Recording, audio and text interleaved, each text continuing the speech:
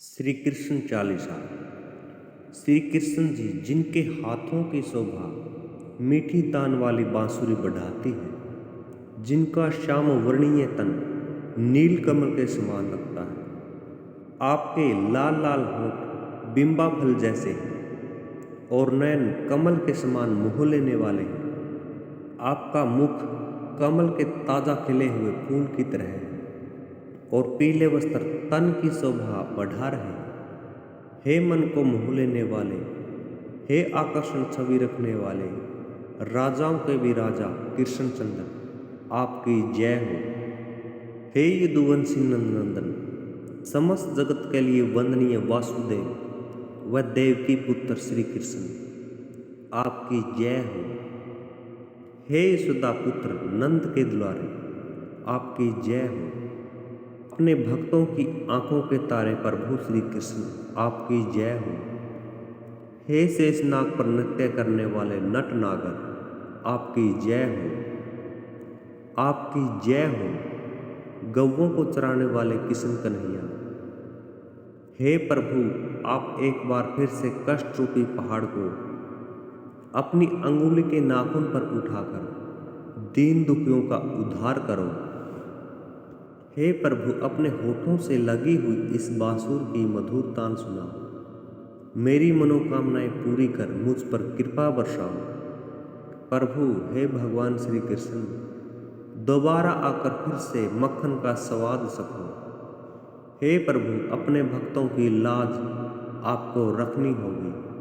हे श्री कृष्ण, आपके बाल रूप में गोल मटोल लाल लाल गाल, उस पर आपकी मृदु मुस्कान मन को मोह लेती है। आप अपनी कमल के समान बड़ी बड़ी आंखों से सबको जीत लेते हैं। आपके माथे पर मोर पंखी मुकुट व गले में वैजयंती माला है। आपके कानों में सवर्णमणीय कुंडल व कमर पर किंकणी बहुत ही सुंदर लग रही है। नीले कमल के समान आपका सुंदर तन बहुत आकर्षण है। आपकी छवि मनुष्य, ऋषि, मुनि, देवता आदि सबका मन मोह लेती है। आपके माथे पर तिलक व घुंघराले बाल आपकी शोभा को बढ़ाते हैं। हे बांसुरी वाले श्री कृष्ण, आप आ जाओ।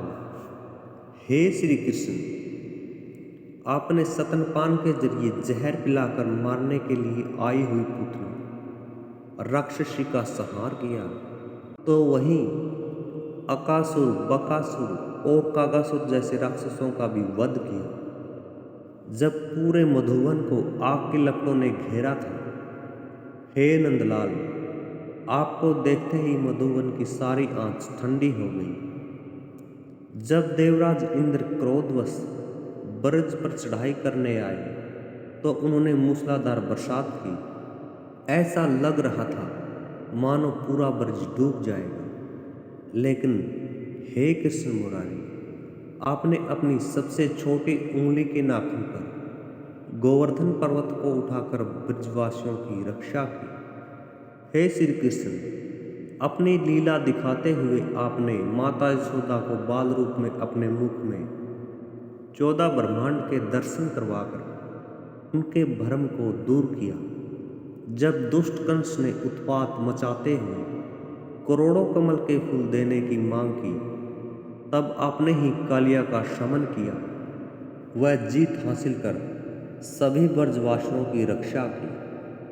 हे श्री कृष्ण, आपने गोपियों के संग रास रचाकर उनकी इच्छा को भी पूरा किया। आपने कितने ही असुरों का संहार किया। कंस जैसे राक्षसों को आपने बाल पकड़कर मार दिया। कंस द्वारा जेल में बंद अपने माता पिता को कैद से मुक्त करवाया। आपने ही उग्रसेन को उसके राज्य का सिंहासन दिलाया।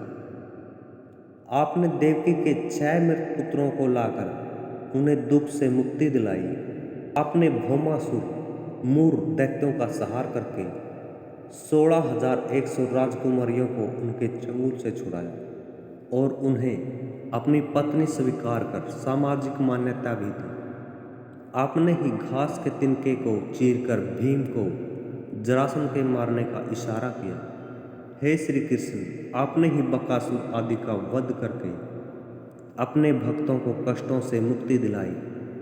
हे द्वारिकाधीश श्री कृष्ण, आपने ही अपने सखा विप्र श्री सुदामा के दुखों को दूर किया। कच्चे चावलों की उनकी भेंट को आपने सहर्ष स्वीकार किया, बड़े चाव से उन्हें खाया। आपने दुर्योधन की मेवा को त्याग कर विद्वान विदुर के घर प्रेम से बनाए हुए शाक को ग्रहण किया। हे श्री कृष्ण, आपके प्रेम की महिमा बहुत महान है। हे श्याम, आप दीनहीन का सदैव भला करते रहते हैं। हे श्री कृष्ण, आपने ही महाभारत के युद्ध में अर्जुन का सारथी बन रथ को हाँका, वह अपने हाथों में सुदर्शन चक्र लेकर बलशाली योद्धाओं के शीश उतार लिए। आपने गीता का उपदेश देकर अपने भक्तों के हृदय में अमृत की वर्षा की। हे श्री कृष्ण, आपका स्मरण करते करते मीरा मतवाली हो गई। वह विष को भी हंसते हंसते पी गई। राणा ने कितने ही यत्न किए मीरा को मरवाने के लिए, लेकिन आपकी कृपा से सांप भी फूलों का हार बना और पत्थर की मूर्त में भी आप प्रकट हुए। हे प्रभु, आपने अपनी लीला दिखाकर अपने भक्तों के सारे संशय दूर किए। हे प्रभु, जब शिशुपाल के 100 पाप माफ करने के बाद जब उसका पाप का घड़ा भर गया तो आपने उसका शीश उतारकर उसे जीवन से मुक्त कर दिया।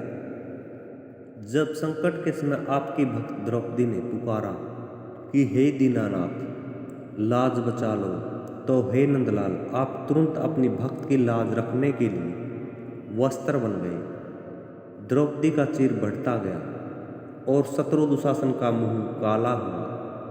हे नाथों के नाथ किशन कन्हैया, आप भंवर से डूबती हुई नैया को बचाने वाले हो।